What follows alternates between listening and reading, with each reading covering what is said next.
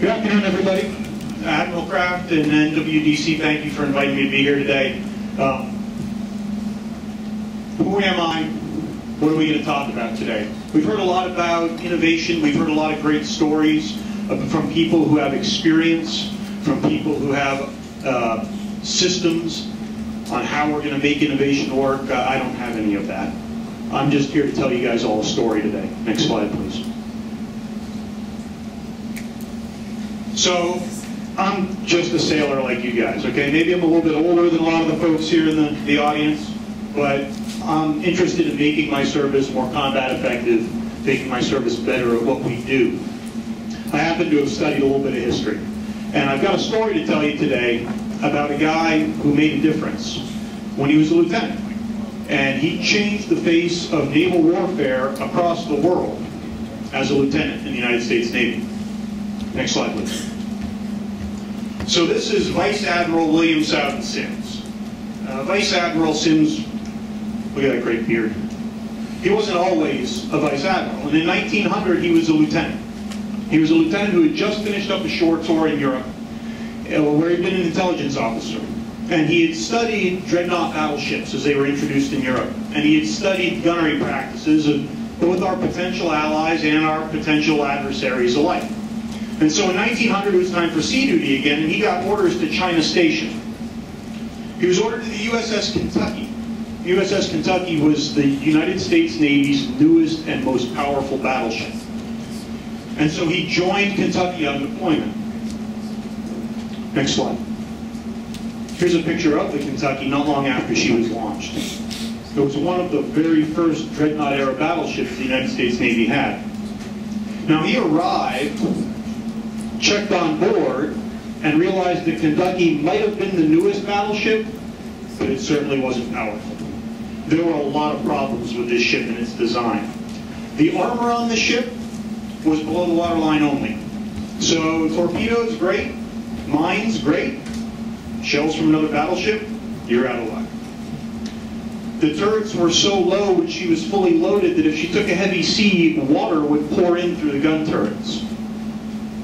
And also the magazines were not separated in any way from the gun turrets or the weather decks themselves. So a hit from a shell from an enemy battleship was going to penetrate right into the magazines.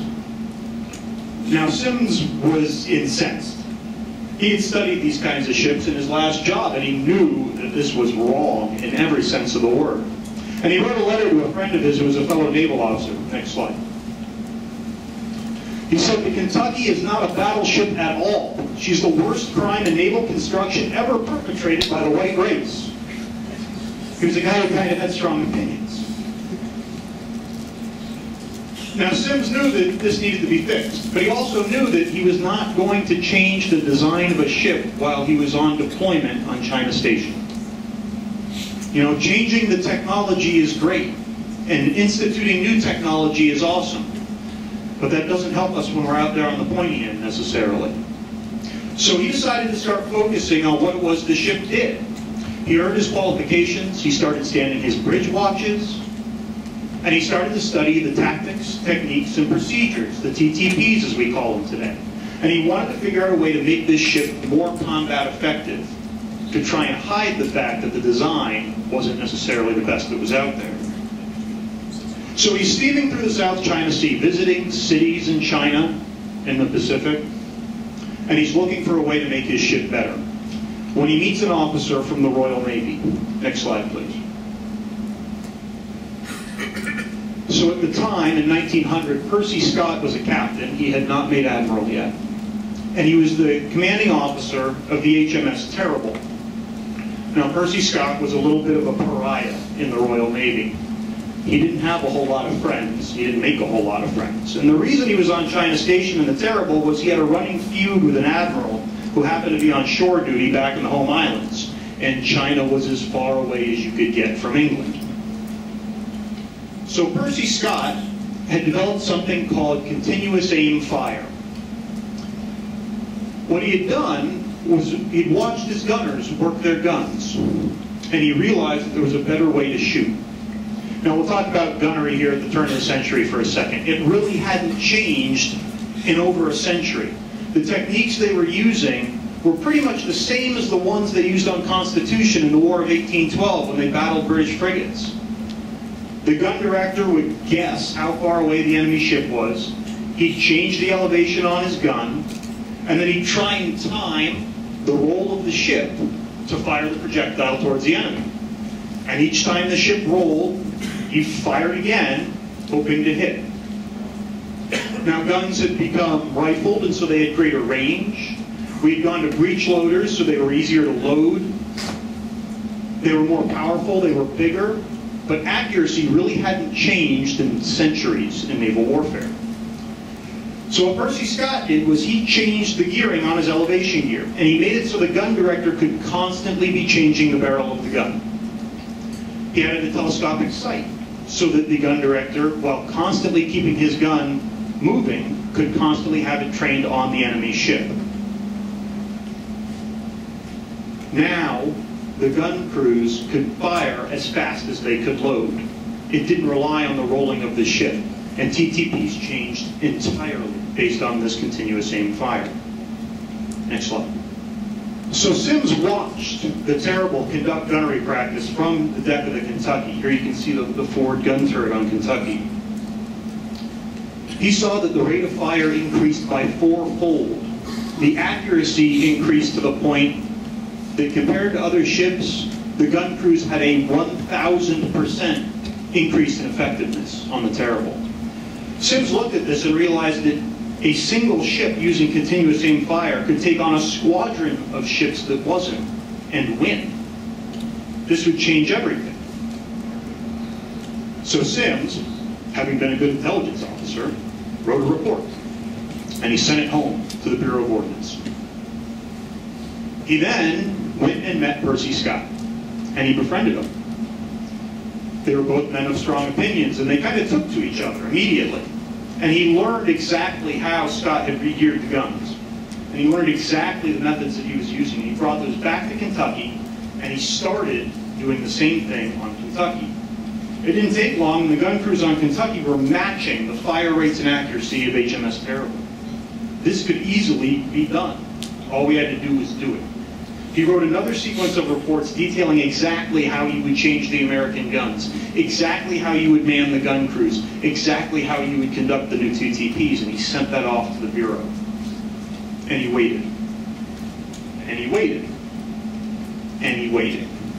Next slide. So the Bureau of Ordnance was at the Washington Navy Yard. And kind of think comparison today, kind of think NAV-Air and NAV-C. Okay? The Bureau of Ordnance had developed the techniques that American battleships used. They had designed and built the guns that were mounted on American battleships. And we all know that American sailors and American technology are the best in the world, and that's the answer. So the Bureau of Ordnance read these reports from this crazy lieutenant on China Station and said, nah, there's no way. They put him in a file cabinet. He sent another report, the second one. They read that one also. Sounds like the same thing. He can't possibly know what he's talking about. They put it in the same file cabinet. It's in the basement of one of the buildings at the Navy Yard. Now, whether or not Sims was right never really crossed anybody's mind. The implications of this really wasn't the interest of the staff there in the Bureau of Ordnance at the Washington Navy Yard. They were looking at their next fit rep cycle. Next slide. All right, so I'm going to take a break here from the story for a second. Now, recently there's been a lot of study into innovation and creativity. And Jonah Lehrer here wrote a book called Imagine. And it's all about creativity and the scientists that are studying how creativity works. And Lehrer writes in his books that researchers have discovered that the ability to stick with it, the technical name of this trait is grit, is one of the most important predictors of success in creativity. So whether we're talking about Bob Dylan taking a year to get a song just right before it becomes a famous classic that we all know, or whether you're talking about J.K. Rowling sending her book about a crazy wizard school to 19 different publishers over years before it was finally accepted and we all got to read Harry Potter, it's that stick-to-itness, that grit, that never give up. that again and again and again shows up in successful innovation. Next slide. So here's William Sims with his wardroom mates on Kentucky, and he continued to work. He used his wardroom mates to help him study this problem, and he continued to write reports. He knew that he was being ignored. He kept sending them home, and it didn't matter. He didn't hear a peep. He kept sending them home, and the expert staff back at the Bureau didn't even respond. He wrote to a friend and a fellow officer, next slide, to talk about his frustration. He wrote that with every fiber of my being, I loathe indirection and shiftiness. And where it occurs in high place and is used to save face at the expense of the vital interests of our great service, in which silly people place such childlike trust, I want that man's blood, and I'll have it no matter what it costs me personally. Now, Sims didn't really seem to have, while he respected rank, it didn't mean that you automatically got a pass from Sims. So Sims started writing more reports, and this time he changed the language in them, and he started adding the implications of, hey, we'll lose a naval battle if we don't use this. Hey, if our fleet is decimated and the coasts are open to invasion, the War of 1812 British invasion that burned Washington will just be the beginning. Next slide. Now, I'd say William Southern Sims had true grit. He wrote 13 reports over the span of 2 years. He circulated them amongst the captains of all the battleships throughout the fleet because the Bureau was ignoring him. And he got his own CO and the squadron commodore on the Asiatic station to endorse his reports because they saw what Kentucky was accomplishing. Now, word spread throughout the fleet. And they started asking the Bureau of Ordnance, what is the deal with this continuous aim fire? Why are we not using this? So the Bureau of Ordnance decided, next slide, that they were going to conduct a test. So they set up a gun on the beach at the Washington Navy Yard, and they conducted a test. And they wrote their report afterwards, and their report said that continuous aim fire was a mathematical impossibility. The lieutenant on China Station doesn't understand physics, and it can't be happening. Now, they designed a system and a test that did not make any of the modifications to the gun that Sims required. And they conducted the test on shore for a TTP for a ship that was rolling in heavy seas. But their report went out, and they said it was impossible. And belief in Sims and his system evaporated in the fleet overnight. The Bureau of Ordnance says this can't be done. Sims, after 13 reports in 2 years, had had enough. And he did something that he would later characterize as maybe a mistake. Next slide. He called what he did the rankest kind of insubordination. He wrote a letter to the President of the United States. Next slide. Now, Teddy Roosevelt, the President of the United States, had once been Assistant Secretary of the Navy Roosevelt. And he was a navalist by every definition of the word. He had written the Naval War of 1812, which even to this day is one of the seminal history works of the War of 1812. He was personal friends with Alfred Thayer Mahan, who invented the term sea power. He would later invent the Great White Fleet and send it around the world. And presidents, over a century ago, actually sometimes read letters sent to them from lieutenants on China Station. And he read the letter, and he thought it was insane. If it's true, it changes everything. And he sent word back to China Station that Lieutenant Sims was to return to the United States. He didn't believe him, but he recognized that it might be a problem. So he instituted a test. He sent the Atlantic Fleet out to sea. 5 ships were to be involved in the test.